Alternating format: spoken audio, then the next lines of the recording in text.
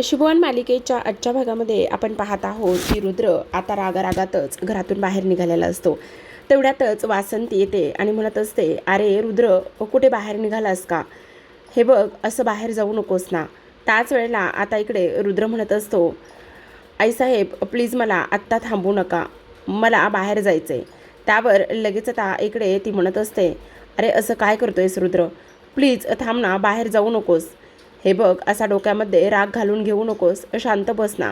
त्याच वेळेला रुद्र म्हणत असतो, नाही, मला आता नाही थांबायचं आहे, मी बाहेर चाललेलो आहे. तेवढ्यातच उर्वशी तिथे येते आणि उर्वशी तिथे आल्यानंतर ती म्हणत असते, बहुतेक तो ना गिरिजाला शोधायला बाहेर निघाला आहे, असं सुद्धा आता इकडे तो बोलत असतो. आता हे सर्व काही बोलल्यानंतर आपण पाहतो की इकडे लगेचच वासंती जी आहे ना, ती इथे उर्वशीकडे रागाने पाहत असते. पण तोपर्यंत रुद्र निघून गेलेला असतो. तेव्हा उर्वशी म्हणत असते, आता मला एक गोष्ट कळत नाही, गिरिजा त्याच्या आयुष्यातून निघून गेली आहे, मग तो आता कशाच्या विश्वासावर जगेल आणि काय करेल समजत नाही. त्याच वेळेला आता वासंती उर्वशीसमोर हात जोडते आणि म्हणत असते, हे बघ, तुम्ही जर हे सगळं काही करत असाल तर प्लीज हे सगळं काही करणं थांबवा. हे बघा, असं करू नका. तुम्ही इथे गिरिजा आणि त्याचबरोबर रुद्र ह्या दोघांच्याही संसारामध्ये असं विघ्न आणण्याचा प्रयत्नसुद्धा करू नका. मी तुमच्या पाया पडते. आणि हे सगळं काही ती बोलल्यानंतर आता लगेचच ती म्हणत असते, मी हे सगळं काही करत नाही आणि तुम्हाला हे सगळं काही सांगण्याची काही गरज नाही, समजलं का? आणि त्याचबरोबर तू मला हे सगळं शिकू नकोस, कारण जे व्हायचं आहे ते झाल्याशिवाय राहणार नाही आहे, समजलं? आणि त्या गिरिजाची लायकीसुद्धा नाही आहे रुद्राच्या आयुष्यामध्ये राहण्याची, असं ती म्हणत असते. आणि त्याच वेळेला आता इकडे वासंतीलासुद्धा खूपच टेन्शन आलेलं असतं की आता तिचा रुद्र नेमकं काय करेल, कशा पद्धतीने तो रिॲक्ट होईल, हे सगळं पाहून तिला भीती वाटत असते.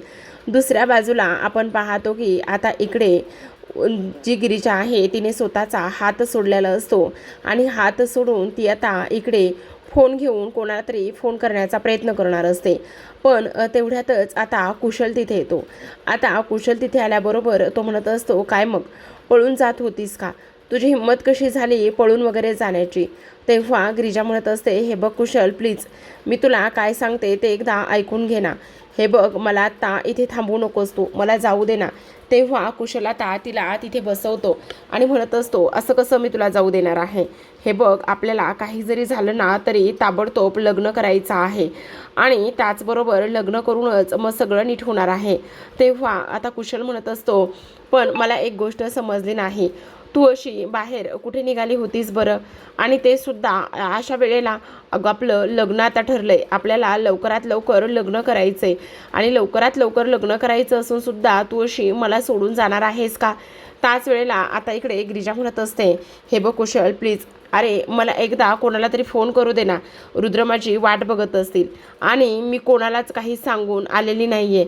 हे बघ प्लीज, तू असं करू नकोस ना, ह्या सगळ्या गोष्टी अशा करू नकोस ना, प्लीज मला जाऊ दे ना, असं इकडे आता तो बोलत असतो. आता हे सगळं काही बोलल्यानंतर आपण पाहतो की कुशल म्हणत असतो, पण मला एक गोष्ट सांग, जर तू माझ्यासोबत लग्न करणार आहेस तर मग उगाचच का बरं एवढे आडेवेडे घेतेस? हे बघ, एवढे आडेवेडे आणि ह्या सगळ्या गोष्टी घेण्याची काहीच गरज नाही आहे. तेव्हा गिरिजा म्हणत असते, ऐक ना, तू आता माझ्यावर एवढं प्रेम करतोयस, माझ्या बाबांना मारल्याचा तुझ्याकडे पुरावा आहे, तर मग मी तुला का आणि कशामुळे धोका देईल? तुला असं का वाटतं की मी तुला धोका देईल म्हणून? हे बघ, असं अजिबात होणार नाही. मी तुला खरं सांगते आणि खरं सांग कुशल, हे सगळं तू करतोयस ना, तर तू ह्या सगळ्या गोष्टी एकटा अजिबातच करत नाहीस. तुझ्या सोबतीला कोण आहे? खरं खरं सांग. असं म्हटल्याबरोबर आपण पाहतो की इकडे आता लगेचच कुशलला उर्वशी आठवते आणि उर्वशीने सांगितलेलं असतं, काही जरी झालं ना तरी त्या गिरिजाला इथे डांबूनच ठेवायचं, तिला अजिबातच सोडायचं नाही, असं सांगण्यात आलेलं असतं. आणि तेव्हा लगेच आता कुशल तिला म्हणत असतो, आता जर मी तिला डांबून ठेवलं आणि उद्या जर मला पोलीस घेऊन गेले तर मग काय करायचं? तेव्हा ती म्हणत असते, जरी तू पोलीस तुला घेऊन गेले तर जाऊ दे ना, इकडे तुला बाहेर काढण्यासाठी मी आहे ना, मी इथे कशासाठी आहे? जरी तुला पोलीस घेऊन गेले तरीसुद्धा मी तुला बाहेर काढेल ना, असं सुद्धा आता इकडे तिने त्याला सांगितलेलं असतं. आणि हे बघ, हे पैसे घे तेव्हा काही जरी झालं तरी गिरिजासोबत लग्न करायचं आणि गिरिजासोबत लग्न करूनच मग सगळ्या गोष्टी करायच्या.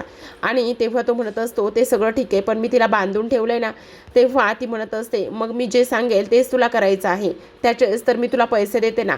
त्यावेळेला कुशल मनामध्येच म्हणत असतो तुम्ही मला पैसे देताय, पण जेव्हा माझ्याकडे असलेला पुरावा तुम्हाला कळेल ना, तेव्हा तुम्ही माझ्या विरोधात सुद्धा जाऊ शकत नाही. ही सुद्धा गोष्ट मात्र तेवढीच महत्त्वाची आहे, असं सुद्धा आता इकडे तो बोलत असतो. दुसऱ्या बाजूला आपण पाहतो की इकडे वासंतीचा कंटिन्यू गिरिजाला फोन येत असतो आणि गिरिजा मात्र तो जो कुशल आहे तो फोन कट करत असतो. तेव्हा अगं अरे माझ्या आईचा फोन आहे, प्लीज नको ना असं करूस. तेव्हा आता इकडे तो म्हणत असतो अगं तुझी आई तर कधीच देवाघरी गेलेली आहे. तेव्हा ती म्हणत असते अरे रुद्रच्या आई आहेत त्या, प्लीज नको ना असं करू. अगं बाई तुझ्यावर सासूचा फारच जीव दिसतोय.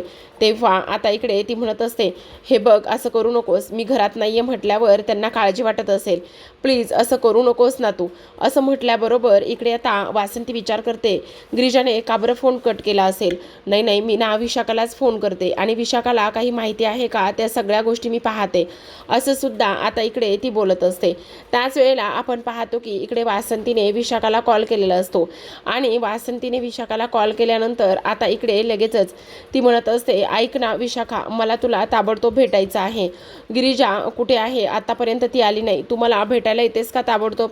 तेव्हा ती म्हणत असते हो मी येते तुम्हाला भेटायला, नका काळजी करू. दुसऱ्या बाजूला आपण पाहतो की सावीला आता इकडे आनंदाची बातमी मिळालेली असते आणि त्यामुळे जी सावी आहे ती मात्र इथे रुद्रच्या खोलीमध्ये बेडवर झोपलेली असते आणि तेव्हा ती म्हणत असते आता काही जरी झालं ना तरी हा बेड जो आहे ना तो लवकरच आता माझा होणार आहे. हा बेड एकदा का माझा झाला ना तर मग खरी मजा येणार आहे आणि त्याचबरोबर ती जी काही गिरिजा आहे ना त्या गिरिजाला सुद्धा मी इथून लवकरच हाकलून देणार आहे, असं सुद्धा आता इकडे ती बोलत असते. आणि त्याच वेळेला उर्वशी तिथे येते आणि उर्वशी तिथे आल्यानंतर ती म्हणत असते काय चाललंय तुझं, तू डोक्यावर पडली आहेस का, अशी कशी वागू शकतेस ग तू. तेव्हा ती म्हणत असते का काय झाले, अगं तू आत्ता इथे अशा पद्धतीने थांबलीस आणि जर ह्या वेळेला रुद्र इथे आला तर असं बघितलं त्यानं तर मग काय करायचं. तेव्हा ती म्हणत असते मावशी खरं सांगू का, मी ना आज फार जास्त खुश आहे, मला एवढा आनंद होतोय ना की काही विचारूच नको. त्याच वेळेला ती म्हणत असते ठीक आहे तुला आनंद होतोय पण त्या गोष्टी शांत बस जरा, पण मावशी खरं खरं सांग ना त्या गिरिजाला तू इथे अडकवलंस, त्याचबरोबर घटस्फोटाच्या कागदावर सह्या सुद्धा घेतल्यास, हे सगळं तू कसं आणि कशा पद्धतीने घडून आणलंस प्लीज मला सांग ना. असं म्हटल्याबरोबर आता आपण पाहतो की इकडे लगेचच उर्वशी म्हणत असते ते मी तुला सांगू शकत नाही आणि मनामध्येच म्हणते जर मी तुला ते सांगितलं आणि जर योगायोगाने रुद्रसोबत तुझं लग्न झालं तर तू अशी आहेस की तुझ्या पोटामध्ये काहीच राहत नाही आणि त्यानंतर तू जर त्या सर्व गोष्टी रुद्रला सांगितल्यास तर इथे माझी तर पहिली हकलपट्टी घरातून होईल, असं ती म्हणत असते. इकडे आता लगेचच विशाखा भेटायला आलेली असते. जेव्हा विशाखा भेटायला येते तेव्हा ती म्हणत असते काय झालं मावशी, सगळं काही ठीक आहे ना. नाही ना बाळा ठीक, काहीच ठीक नाही आहे. तुला सांगू का इकडे आत्ता तरी जी गिरिजा आहे ती घरामध्ये आली नाही, काय करायचं काय नाही ते कळतच नाही आहे, कुठे गेली असेल ग गिरिजा. त्यावर आता ती म्हणत असते मावशी तुम्हाला खरंच सांगू का, गिरिजा ना इकडे त्या कुशलला भेटायला गेली. काय कुशलला, त्याला आणि का, ती त्याला भेटायला गेलेली आहे आणि त्याच्या मोबाईलमध्ये ना तिच्या बाबांना म्हणजेच दत्तू काकांना मारल्याचा त्याच्या मोबाईलमध्ये पुरावा आहे. मग ती अशीच गेली नव्हती, तिने एक प्लॅन केला होता आणि प्लॅन केल्याच्यानंतर तिने असं ठरवलं होतं की मी आता त्या कुशलला जाऊन भेटेल आणि त्यानंतर त्याच्यासोबत गोडी गुलाबीने बोलेल आणि त्याच्याकडून तो मोबाईलमधला असलेला पुरावा काढून घेईल. पण बघा ना उलटच झाले. काय झाले, ती तिथे गेली आणि त्यानंतर त्या कुशलनी सरळ सरळ तिला लग्नाचीच मागणी घातलेली आहे. काय, हो, कारण तो आता काही जरी झालं ना तरी तिच्यासोबत लग्न करायचं म्हणतोय आणि त्या कुशलनी तिला तिथेच डांबून ठेवले बहुतेक, असं सुद्धा ती आता इकडे सांगत असते. दुसऱ्या बाजूला आता इकडे गिरिजा त्याच्यासमोर फार गयावया करत असते आणि म्हणत असते हे बघ ना कुशल प्लीज, तो जो काही फोन आहे ना तो दे ना प्लीज, मला एकदा विशाखाला तरी फोन करू दे ना, सगळेजण माझी घरी वाट बघत असतील. हे बघ असं तू नको करूस ना प्लीज, हे जर तू असं करत राहिलास ना तर खूप मोठा प्रॉब्लेम होईल, तू माझं एकदा ऐकून तरी घे ना. तेव्हा इकडे आता ती म्हणत असते हे बघ कुशल प्लीज. त्यावर कुशल म्हणत असतो नाही नाही नाही अजिबात नाही, मी तुझं काही एक ऐकून घेणार नाही. आणि तुला एक गोष्ट सांगू का, मी तुझं का आणि कशामुळे ऐकून घेऊ बरं, आणि जर मी तुला हा मोबाईल दिला, तू सगळ्या गोष्टी सांगितल्यास तर तू इथून पळून सुद्धा निघून जाऊ शकतेस की नाही. त्यावरती म्हणत असते, तुला माझ्यावर विश्वासच नाही आहे का? का असं करतोयस रे? ऐक ना माझं, प्लीज असं करू नकोस ना. तेव्हा तो म्हणत असतो, नाही म्हणून सांगितलं ना तुला. काही जरी झालं तरीसुद्धा इकडे तुला हा फोन मिळणार नाही. तर दुसऱ्या बाजूला आपण पाहतो की आता इकडे लगेचच जो काही रुद्र आहे तो रुद्र खूप दारू प्यायलेला असतो आणि दारू पिऊन म्हणत असतो, ह्या जगामध्ये सगळ्यात जास्त दुःखी माणूस कोण असेल तर तो फक्त आणि फक्त मीच आहे. माझ्यासारखा दुःखी माणूस ह्या जगामध्ये कोणीच नाही, असं सुद्धा इकडे आता तो बोलत असतो. त्याच वेळेला आता इकडे त्या जमिनीवर पडलेला असतो चालता चालताच, कारण दारू प्रचंड प्यायलेला असतो आणि दारू प्यायल्यानंतर त्याला चालणंसुद्धा आता इकडे जमत नसतं. आता ह्या सगळ्या गोष्टी होत असताना आपण पाहतो की इकडे, गिरिजा तुम्ही मला का फसवलं? का ह्या सगळ्या गोष्टी तुम्ही माझ्यासोबत केल्या? गिरिजा असं तुम्ही करायला नको होतं, मला फसवायला नको होतं. माझं असं कोणीच नाही राहिलं. मी ज्याच्यावर प्रेम करतो ती व्यक्ती मला कायम इथे त्रासच देते आणि ती व्यक्ती कायम मला सोडूनच जाते. गिरिजा तुम्ही असं वागायला नको होतं, असं तो म्हणत असतो. तेवढ्यातच तिथे आता श्री येतो आणि श्री म्हणत असतो, अरे रुद्रा, काय ही अवस्था केलीस तुझी? तू वेडा आहेस का? बघ स्वतःचे काय हाल करून घेतलेले आहेस आणि हे सगळं काय आहे? असं कसं वागू शकतं कोणी? तू हे असं दारू प्यायलायस आणि एवढी सगळी दारू तू का बरं प्यायलायस? तू वेडा आहेस का? असं सुद्धा आता इकडे तो बोलत असतो. त्याच वेळेला आता रुद्र म्हणत असतो, गेली मला गिरिजा सोडून गेली. तुला नाही माहिती आहे गिरिजाने माझ्यासोबत काय काय आणि कसं केलेलं आहे. आता मी कसं ह्या सगळ्या गोष्टीतून बाहेर येऊ तेच मला कळत नाही. त्याच वेळेला आता इकडे श्री म्हणत असतो, हे बघ आत्ता नको ना इथे ह्या सगळ्या गोष्टी करायला. आपण एक काम करूया, आपण घरी जाऊया का? तेव्हा तो म्हणत असतो, नाही मला घरी नाही जायचंय. काही जरी झालं ना तरी सुद्धा मला गिरिजा सोडून गेली, मला गिरिजाने फसवले. गिरिजावर मी एवढं प्रेम केलंय पण गिरिजाने मला फसवलंय. तू बघितलंस ना गिरिजा माझ्यासोबत कशी वागली. मग आता मला सांग मी काय करायला हवंय? सांग ना, बोल ना, मी काय करायला हवंय? असं तो म्हणत असतो आणि रडायला लागलेला असतो. तेव्हा आता इथे श्री त्याला म्हणत असतो, हे बघ आत्ता आपण इथे थांबायला नकोय. आपण एक काम करूया, आपण काही जरी झालं ना तरी घरी जाऊन बोलूया का ह्या सगळ्या गोष्टी? मी काय म्हणतोय तू एकदा ऐकून तरी घे ना. त्याच वेळेला इकडे तो म्हणत असतो, नाही गिरिजाने मला फसवलंय. त्यावर इकडे आता गिरिजा कुशल समोर गयावया करत असते, त्याचे पाय धरत असते आणि म्हणत असते, हे बघ असं करू नकोस कुशल, प्लीज आता मला बांधून ठेवू नकोस ना. मी काय म्हणते तू एकदा ऐकून तरी घे ना कुशल, प्लीज. हे बघ असं करू नकोस ना. पण कुशल मात्र काहीच ऐकायला तयार नसतो. तो म्हणत असतो, नाही नाही नाही, मी तुला सोडणार नाहीये. काही जरी झालं तरी मी तुला सोडणार नाहीये, कारण तू इथे फार चुकीच्या गोष्टी केल्यास आणि त्याचबरोबर सगळ्यात महत्त्वाची गोष्ट म्हणजे की तू मला फसवण्याचा प्रयत्न करत होतीस. दुसऱ्या बाजूला श्री म्हणत असतो, हे बघ रुद्र, इथे गावातली माणसं जमा व्हायला लागलेली आहेत आणि असं इथे बरोबर नाही वाटत आहे, घरी चल ना प्लीज.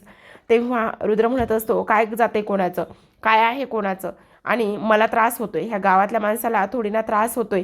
तुला नाही माहिती का गिरिजा मला सोडून गेली, का गिरिजाने मला फसवलं, का असं केलं, का मला धोका दिला, का मला घटस्फोटाचे पेपर पाठवले, असं म्हणून तो आता आरडायला लागतो. आणि श्रीला म्हणत असतो, नाही श्री, तुला माझी अवस्था नाही समजणार. आणि तिथे आलेल्या त्या गावकरी माणसावर रुद्र ओरडत असतो आणि त्यांना पाठवून देण्याचं काम करत असतो. अक्षरशः खूप रडत असतो रुद्र. त्याला गिरिजा अशा पद्धतीने वागली ही गोष्ट सहनच होत नसते. आणि श्री म्हणत असतो, हे बघ रुद्र, मला कळतंय पण आत्ता इथेही थांबून बोलण्याची वेळ नाही आहे. प्लीज मी काय सांगतो ते तू एकदा ऐकून घे ना. आपण घरी जाऊन ह्या सगळ्या गोष्टी बोलूयात ना. हे बघ असं करू नकोस, घरी गेलं की सगळ्या प्रश्नांची उत्तरे मिळतील. प्लीज तू घरी चल ना, मी तुला घरी घेऊन जातो. पण रुद्र मात्र पुन्हा जमिनीवर पडतो. तो ऐकायला तयारच नसतो. पण शेवटी आता इकडे श्री त्याच्या हाताला धरतो आणि हाताला धरल्यानंतर तो आता त्याला फायनली घराकडे घेऊन आलेला असतो. आता दरवाजा बंद असतो, जोराजोरात वाजवतो आणि तेव्हा श्री दरवाजा वाजवून दरवाजा उघडण्याचं काम करत असतो. तेव्हा रुद्रला तो चालता येत नसल्यामुळे धरतो. पण रुद्र म्हणत असतो, नाही मला चालता येते, अजिबात नाही, तू मला आधार द्यायचा नाही, सरक बाजूला असं म्हणून आता पडणाऱ्या रुद्रला पुन्हा एकदा श्री सावरतो. तेवढ्यातच आता तिथे वासंती येते आणि रुद्रची ही अवस्था पाहून तिच्या पायाखालची तर जमीनच सरकते. तेव्हा आता इकडे लगेचच श्री म्हणत असतो, हे बघ मावशी, हे सगळं काय झालंय? तेव्हा आता वासंती म्हणत असते, रुद्र, हे तू काय करून आलायस? तू दारू प्यायलायस का? का दारू प्यायलायस? तेव्हा रुद्र म्हणत असतो, गिरिजा कुठे? सांग आई, सांग आई साहेब, सांगा ना गिरिजा कुठे? त्याच वेळेला श्री म्हणत असतो, अरे अरे रुद्र, ऐकून घे ना, तू काळजी करू नकोस ना, गिरिजा बघ ना खोलीमध्ये असेल ना.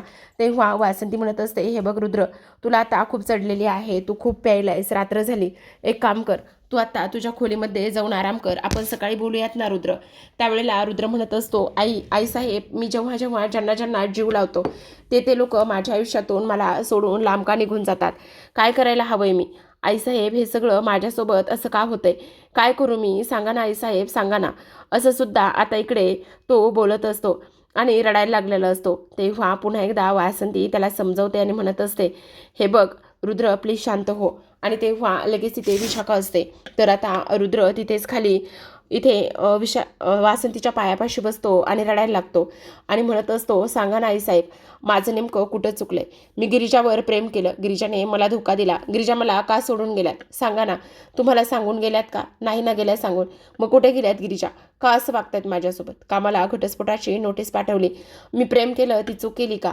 मी खरंच चुकीचं आहे का? मी खरंच चुकीचं आहे तर मग मला ही शिक्षा अशी का? काय होतं हे सगळं माझ्यासोबत? असं म्हणून रडायला लागतो.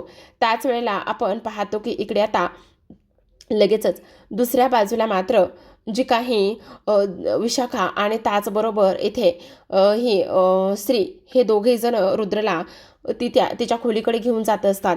आता खोलीकडे जात असताना गिरिजा कुठे हाच प्रश्न इथे त्यांचा असतो. आणि गिरिजा कुठे हा प्रश्न असताना आता लगेचच आपण पाहतो की इकडे ते दोघे जण म्हणत असतात, गिरिजा खोलीमध्ये आहे, चल आपण गिरिजाकडे जाऊया. असं म्हणून आता रुद्रला चालता येत नसल्यामुळे ते दोघेही जण त्याला आधार देतात. पण लगेच आता रुद्र म्हणत असतो, एक मिनिट, मला चालता येतंय आणि मी चालू शकणार नाही इतकी सुद्धा मी दारू प्यायलेलं नाहीये, त्यामुळे तुम्ही उगाचच मला आधार देण्याचं काम सुद्धा करू नका. असं सुद्धा आता इकडे तो बोलत असतो. आणि तुम्ही मला खोटं बोलताय, तुम्ही सांगताय गिरिजा खोलीत आहे, पण गिरिजा खोलीत नाहीये. तुम्हाला माहिती सर्वांना गिरिजा कुठे आहे, सांगा गिरिजा कुठे आहे? नाहीये ना गिरिजा इथे. आता इकडे रुद्रला तर खोलीमध्ये घेऊन गेलेले असतात.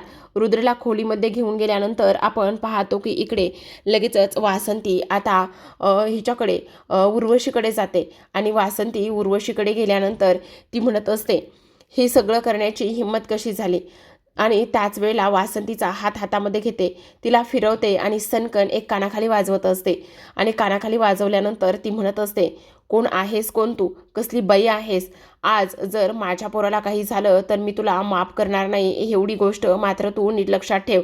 आणि त्याहूनही सगळ्यात महत्त्वाची गोष्ट म्हणजे आता तू माझ्या मुलासोबत खेळतेस, उद्या जर जाऊन माझ्या सुनेला काही झालं ना तर एक गोष्ट लक्षात ठेव, मी तुला जिवंत सोडणार नाही आहे. आणि त्याचबरोबर एक आई मुलासाठी जीव देऊ शकते तर कोणाचा जीव घेण्यासाठी सुद्धा ती मागे पुढे पाहणार नाही. त्यावेळेला उर्वशीला राग आलेला असतो. उर्वशी आता लगेचच इकडे वासंतीला मारण्याचा प्रयत्न करत असते. पण त्याच वेळेला वासंती तिचा हात पकडते आणि म्हणत असते, आता पुन्हा ही चूक करायची नाही. काही जरी झालं ना तरी सुद्धा एक गोष्ट कायम लक्षात ठेवायची की आता गाठ माझ्याशी आहे, समजलं? असं म्हटल्याबरोबर आपण पाहतो की इकडे लगेचच आता उद्याच्या म्हणजेच पुढील भागामध्ये आपल्याला असं पाहायला मिळणार आहे की इकडे जो कुशल आहे तो गिरिजाच्या समोर बसलेला असतो. आणि तेव्हा तो म्हणत असतो, हे बघ, काही जरी झालं तरी आपल्या दोघांचं लग्न होणारच आहे आणि ते लग्न कोणीच नाही थांबवू शकत, मी तुला इथून सोडणारच नाही. त्यावेळेला गिरिजा म्हणत असते, हे बघ कुशल, असं करू नकोस ना प्लीज. अरे मला तुझ्यासोबत लग्न करायचे, पण मला आत्ता ह्या वेळेला तू इथून सोड ना. हे बघ, असं करू नकोस, का असं करतोयस? हे सगळं काही बोलल्यानंतर लगेचच आता आपण पाहतो की इकडे दुसऱ्या बाजूला नागेश्वर घरी आलेला असतो. जेव्हा नागेश्वर घरी येतो तेव्हा मात्र इकडे तो उर्वशीकडे धावतच जातो. उर्वशीकडे धावतच गेल्यानंतर आता लगेचच तो उर्वशीला म्हणत असतो, स्वतःचा जीव वाचवण्यासाठी ह्या सगळ्या गोष्टी केलेल्या आहेत ना? का असं वागलात तुम्ही? स्वतःचा जीव वाचवण्यासाठी इकडे त्या देवकीचा बळी द्यायला निघालात का? तेव्हा ती म्हणत असते, नाही, ती देवकी खोटं बोलते. त्यावर नागेश्वर म्हणत असतो, एक मिनिट दिदी साहेब, देवकी नाही खोटं बोलत, तर तुम्ही खोटं बोलत आहात. तुम्ही खोटं बोलतायत आणि तुम्ही इथे प्रभासला मारले आणि प्रभास हा शेवटचा पुरावा होता. तुम्ही असं का केलं? बोला, का असं तुम्ही वागलेला आहात? असं सुद्धा आता इकडे तो बोलत असतो. आणि त्याच वेळेला इकडे दुसऱ्या बाजूला आपण पाहतो नागेश्वर आता इकडे रुद्रसमोर असतो. आणि नागेश्वर रुद्रसमोर असताना तो म्हणत असतो, काय हे कसली नशा केली एवढी सगळी, एवढं नशेत कसं काय आहेत तुम्ही, असं म्हटल्यानंतर आणि हे सगळं काय करून घेतलंय चिरंजीव, आणि तुम्हाला कोणी पाजली ही नेमकी. त्याच वेळेला वासंती म्हणत असते, कोणी पाजली काय, तुमच्या ह्या दिदी साहेबांनीच पाजली, आणि ह्या सगळ्या गोष्टीला इकडे दुसरं तिसरं कोणी जबाबदार नाही, तर इकडे फक्त आणि फक्त हे उर्वशी वंशज जबाबदार आहेत, असं म्हटल्याबरोबर आता नागेश्वर उर्वशीकडे रागानेच पाहतो. आता तर अगोदरच नागेश्वरला उर्वशीचा राग असतो, आणि त्यात पुन्हा रुद्रचे तिने अशी अवस्था केली आहे, त्यामुळे नागेश्वर पुन्हा उर्वशीवर फारच भडकलेला असतो. तर पाहत राहा नशीबवान. भेटूयात पुन्हा अशाच एका नवीन एपिसोडसोबत. तोपर्यंत धन्यवाद. आणि डिस्क्रिप्शनमध्ये दिलेल्या नंबरवर ₹1 पाठवा आणि 3 एपिसोडचा आनंद घ्या. धन्यवाद.